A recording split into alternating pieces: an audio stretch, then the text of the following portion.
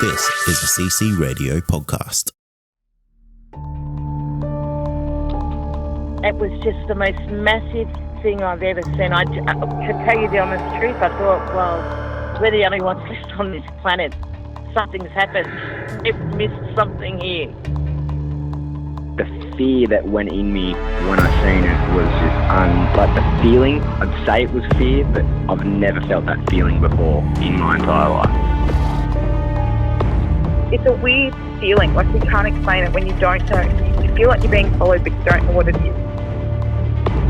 We had two to our right, another one in front of us, another one to the left, and another one just across the road, shaking the daylights out of the tree. All we get was a big red eye.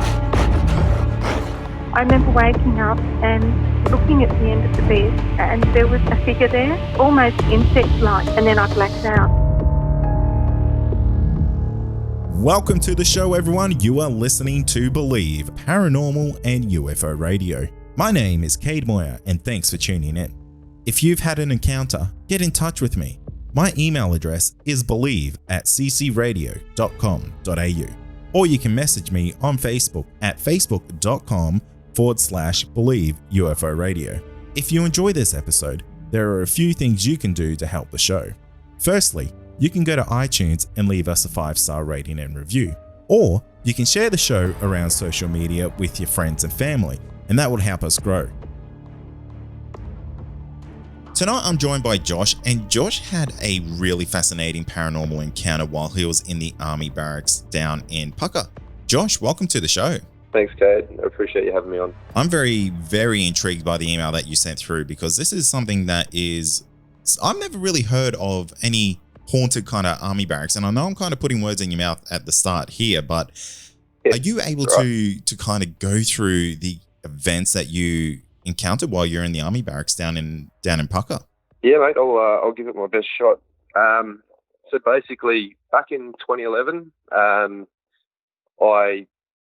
joined the army. I'd rejoined the army, so I'd gone into Kapuka, and I spent a limited amount of time there before moving to Pucka at the end of December. Basically, we weren't really meant to.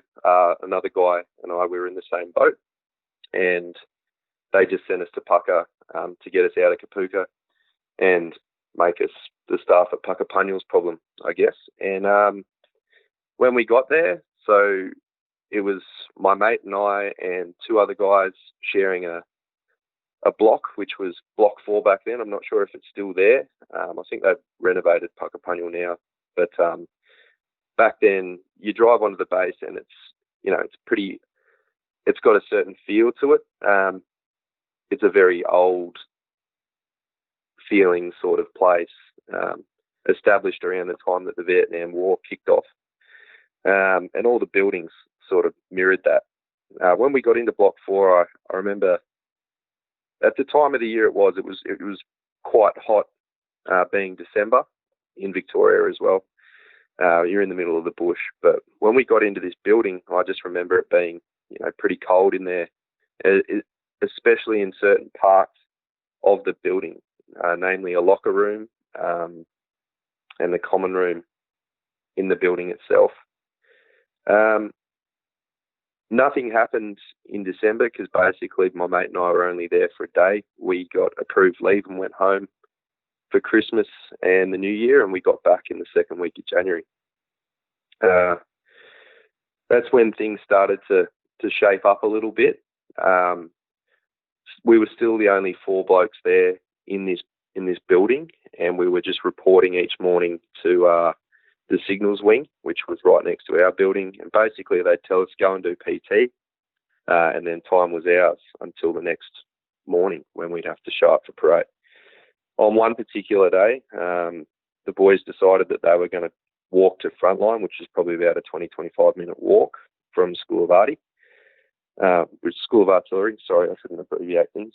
And I decided I was going to stay back and get on top of my ironing and then head to the gym after. So the boys took off. I was doing my ironing, and this is the first sort of thing that happened. In the block that we were staying in, it had a bottom level, top level. We were on the bottom floor. We were told not to go upstairs because that's where the female diggers were going to go and stay if they came, and they'd fill up the bottom floor with us first. I was ironing, and then I remember just hearing a door just slamming shut and then opening again, like creaking open, slamming shut, and it was really hitting hard. And I thought, oh, well, there must be some new blokes that have just moved in or gone up, like they've moved into the building. So I poked my head out, and there was no one there. No doors were opening on the bottom level, and then I realised I could hear it from upstairs, and it was echoing down the staircase. And I was like, well, must be staff up there logging faults, making sure that the rooms are ready to go for people, and they're trying to decide and find out which rooms aren't suitable for people to stay in. But it just kept going on for about 15 minutes, and that's when I was like, well, I'm going to grab my stuff and head to the gym. And I just sort of put it down to the fact that it was either staff or it was that, the wind kept catching the door that wouldn't close, and it kept slamming it shut, but it was really slamming hard. The second thing that happened, it was one night, and we'd all gone into the common room. There were 4 of us. One of the boys was in there before the other 3 of us got in there, and he was watching the tennis on the telly. The Australian Open was on at the time.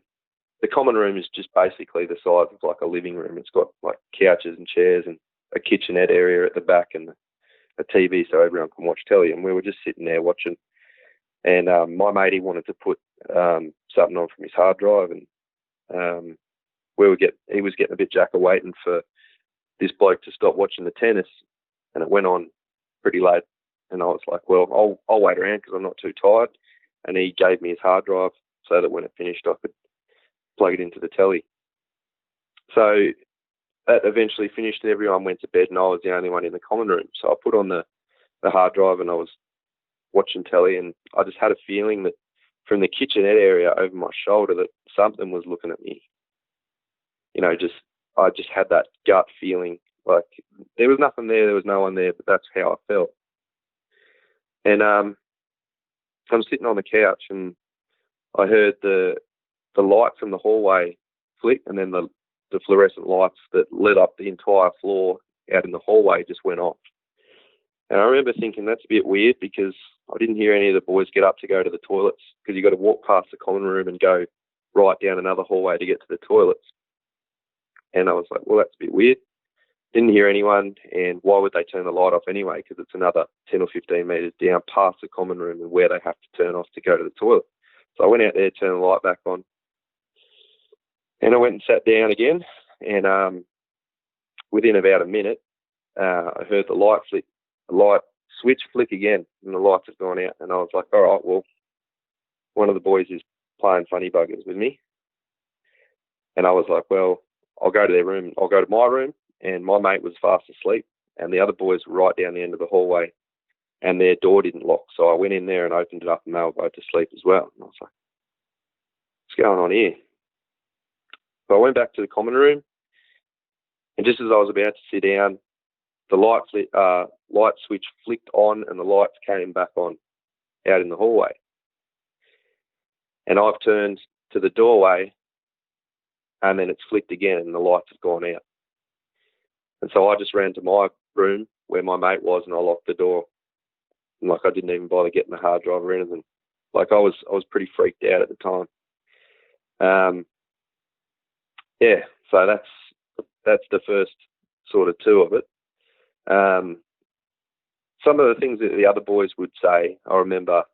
So the laundry was, you had to go. It was right next to the toilet, so you had to go down past the common room, turn right down a hallway, and it was at the end of the hallway the laundry was. And one day one of the boys came in, and he thought he was a bit angry, and he goes, which one of you took me washing out of the washing machine? And we're like, we haven't done anything. All looking at each other, and each of us are expecting someone to go, oh yeah, it was me.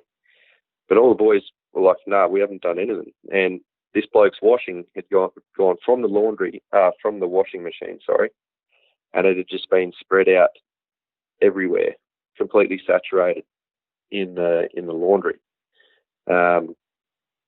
yeah, so that was another thing that I thought was a bit weird, because at that point still there was only the four of us in the building, and these buildings are massive, man. They're like, you could have at least 80 to 100 blokes, I dare say, when they're at capacity. Oh, wow, really?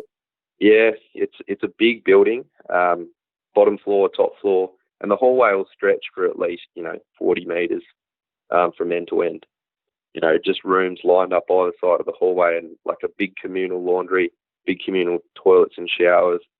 There was times where blokes would go into the showers as well, like this other bloke called Dan Lawrence, and he'd gone into the shower, and so he turned on the shower, and then 3 or 4 other showers had turned on, and he thought we were in there with him, but no one was in there. So, there was just weird stuff happening at this block.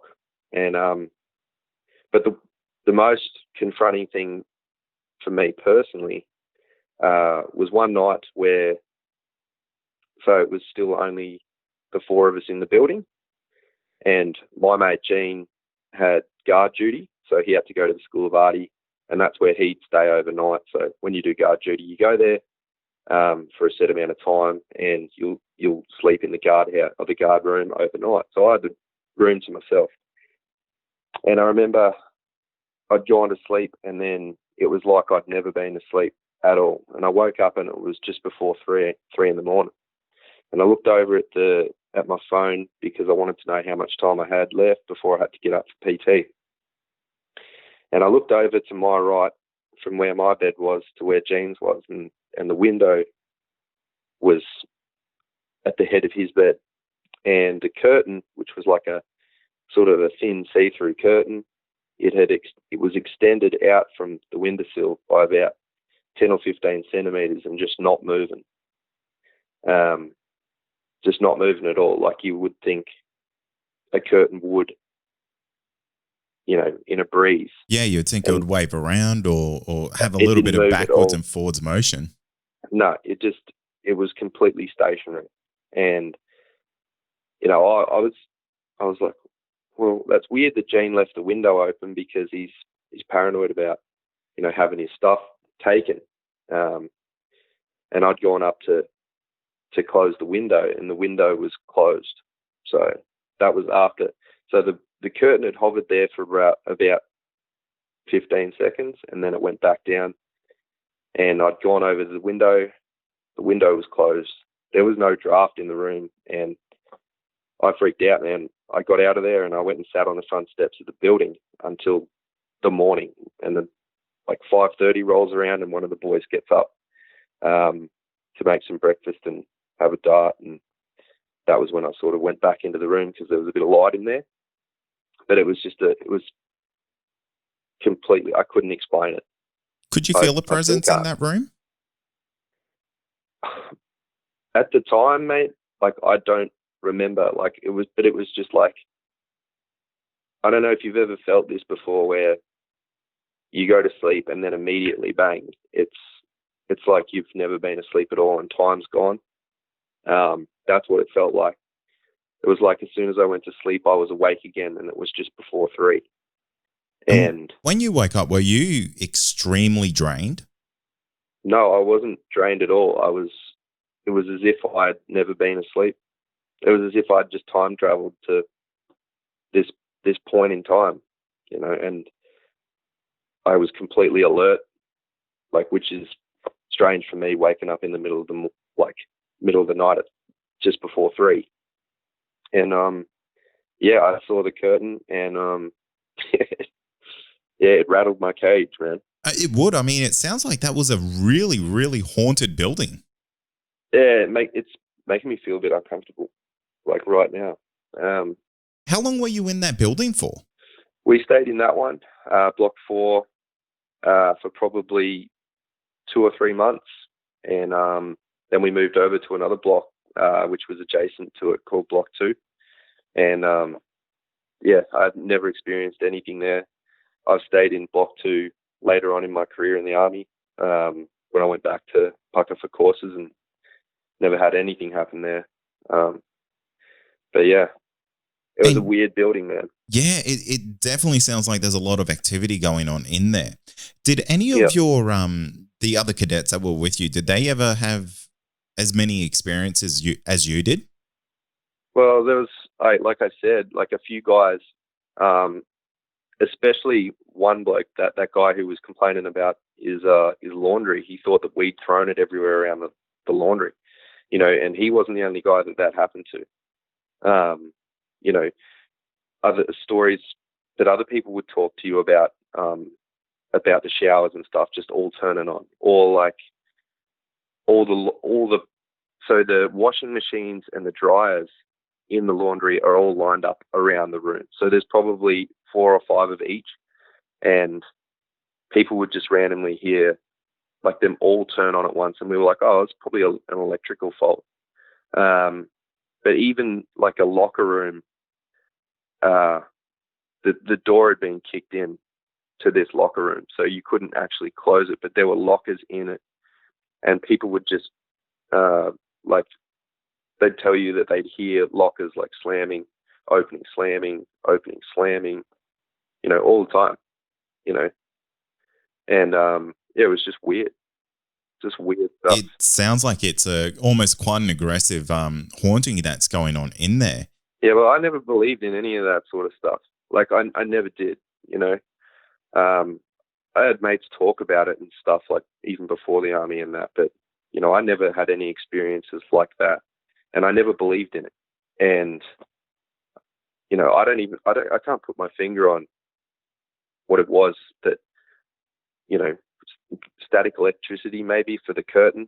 I don't know, but it was weird how it just stayed there and didn't move at all, Has your mindset changed since these experiences?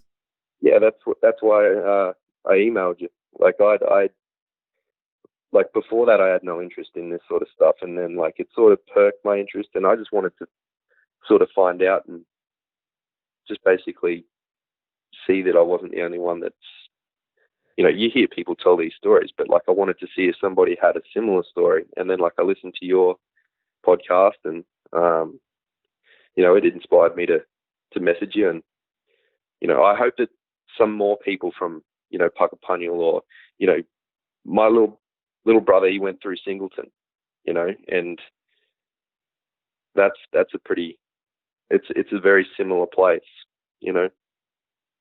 so hopefully some more people come out of the woodwork and tell their stories, because there are a lot of guys like that I met from 53 battery. So 53 battery guys, like artillery gunners, that stay there, like that's their permanent posting until they get posted out, and they live on the barracks. And like they would tell us stories as well about where they were staying in these other lines, and the telltale, like the real pressure on the chest. You've just woken up at night time, and you can't breathe, and their arms are like straight out in front of their body, and that happened to like 4 or 5 dudes. Oh, really? So this is a regular occurrence in this building? That not just Block 4, but other places on the barracks. Like, yeah. That doesn't surprise me. I mean, there would be a lot of history in an army barracks like that. Oh, for sure. Especially considering, like, Pucka was basically raised to get troops trained to go to Vietnam, like national servicemen and enlisted personnel. And, a lot of guys have died in training accidents there, have committed suicide there, unfortunately. And, there are stories that float around about it, but like, you never believe any of that. It's just like an old wives' tale sort of thing. But I'm telling you, like, I've experienced something. So before you went to Block 4, was there whispers of that block was haunted or anything like that? No, I knew nothing about it. I knew nothing about it at all. Like, I'd never heard anything from any of the staff or anything like that. I was there for a day in December before I went home on leave, and then I got back in January, and I'd never been told anything. So it was just completely weird, and maybe I had it in the back of my mind, like, because it is a weird place, especially when there is only 4 of you in a building that's supposed to house 80 to 100, like, maybe your mind can play tricks on you, but just too many things lined up and, stacked up. Absolutely. And for the fact that it didn't just happen to you, it happened to the three other blokes that you were living with, kind of gives the encounter a lot of credibility that something weird was definitely going on. Yeah, for sure. And I've spoken to my mate about it since, like, recently. And he's like, yeah, it was weird. It was strange. Like, he wasn't there like that night, but like he's like, yeah, I believe you. Like, it was a weird place, And would you find that it happened at certain times of the night, or was it all these things just completely random when they happened? Well, it was completely random, I feel, because like that thing that happened with the doors happened like just before midday, and then it was late at night when the hallway lights, and then in the dead of night, and when I had that curtain experience, and yeah, it just happened at random times, and yeah, I couldn't explain it to you any better than that, really. I couldn't put a pattern down to it. Okay, because that was going to be my next question. If there was stuff that would happen over and over and over, but nothing like that ever happened. No. Yeah, that's it definitely sounds like there's a bit of intelligence to this haunting, and that really makes it, in my books, that makes it even scarier. The fact that this thing had a mind of its own, and it was deciding to do these things. Yeah, 100%. Like, it was as if it was trying to elicit a response out of people. Like, I don't know what it is. I don't know what, it could just be a heap of coincidences, but like, how do clothes get thrown out of a washing machine, like all over the place, like every part of the room, completely saturated, and, how does a curtain do that? I don't know, And did any of weird, man. Yeah, it really is weird. And did any of the other guys that you were stationed with in there, did they try to interact with this thing, or did they try to, bait it or anything like that to try to egg it on? Yeah, it's funny you should say that. So the guys, like, there was a time where they got the tennis ball in the lockers because they were like, the locker room is just weird. It had this weird feeling in there. And they'd gone, so how they'd left it, so you walk into the lockers, and the lockers had keys in them. So if you wanted to, you could take a key and a locker. So the boys had gone in there, and they'd locked all the lockers, and they put a tennis ball in one of them, and they locked it. And then they came back the next morning, and then the tennis ball is in the middle of the hallway, and all the lockers are open. Really? 100%, man. And it's just, whether it was like other blokes playing tricks from other lines or whatever, but, I don't know. It was just weird. Was it easy to get into the building? It was. You could just, so the front door was never locked. So it had a side door, they were both fire doors, and then the front door to the building was double, like, glass doors that you'd open. But at the time, like, we weren't aware of anybody else in any other lines. So you're almost the only people on base in that area?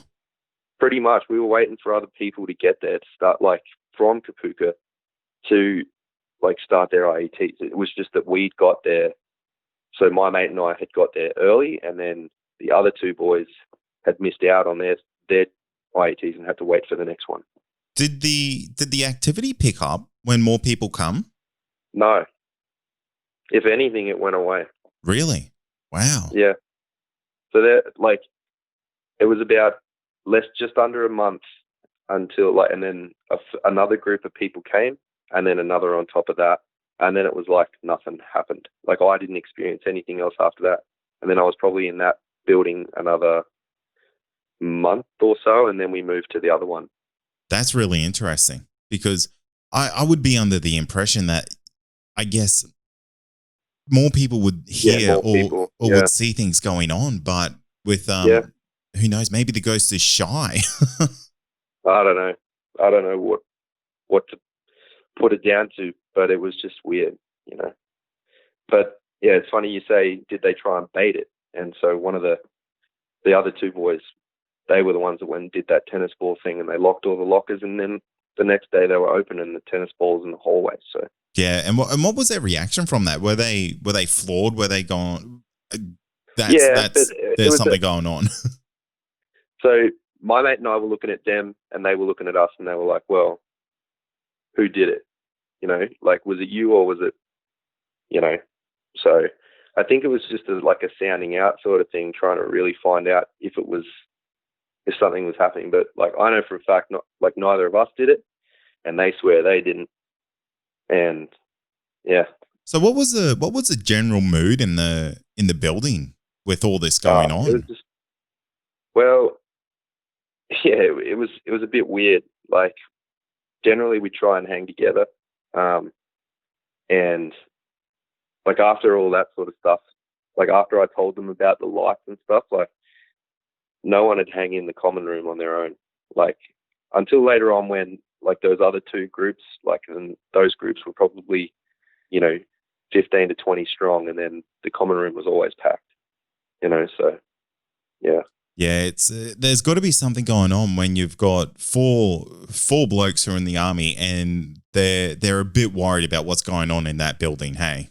Yeah, well, you couldn't get me to sleep in it now. Like, I wouldn't do it. You wouldn't go back now. No, I don't. Like, I'm pretty sure it's still there, but I think that they may have renovated or built other accommodation blocks, and they're rarely used now. So, like, I haven't been to Pucka in years, like, because I've been out of the army. But yeah, from what I know. Well, Josh, I want to thank you for coming on the show. That's an incredible encounter. I mean, that place, I'm gonna say it's certified haunted. Something is definitely going on in that building, and the fact that the activity picked up when there was less people in there is really, really intriguing to me. Yeah, well, mate, I appreciate you listening, and I hope that you can shed some light for other people, and they can speak about their experiences if they've ever been there or had a similar experience on an army base or something like that. So there's a lot of history about Pucka, and if you dig it up, you might find some stuff out. So yeah, well, that's exactly it. I mean, if there are any listeners out there who have been stationed at Pucka and stayed in, was it not cell block, sorry, building 4? Yeah, block 4. Block 4.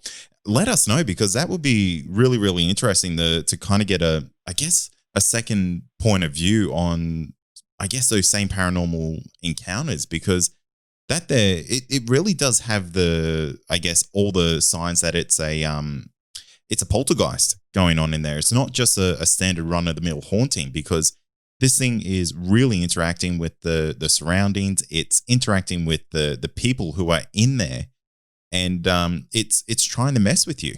Yeah, well, that's certainly how it sort of felt, to be honest with you. But I still question myself to this day, Cade. So and I think a lot of people would. It's one of those situations where I know I wouldn't really know how to handle that, because I would feel this isn't normal, and no, 100%. Yeah, and it would feel like, am I being pranked? Is someone doing something to me right now? Yeah, that's what it felt like. That's exactly what it felt like.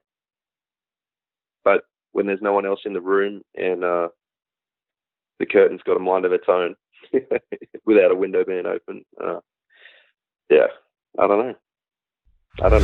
And that's going to do it for tonight. And remember, if you have had an encounter, get in touch with me. My email address is believe@ccradio.com.au, or you can message me on Facebook, and that's facebook.com/Believe UFO Radio. Until next time, stay safe, and you've been listening to Believe Australian Paranormal and UFO Radio.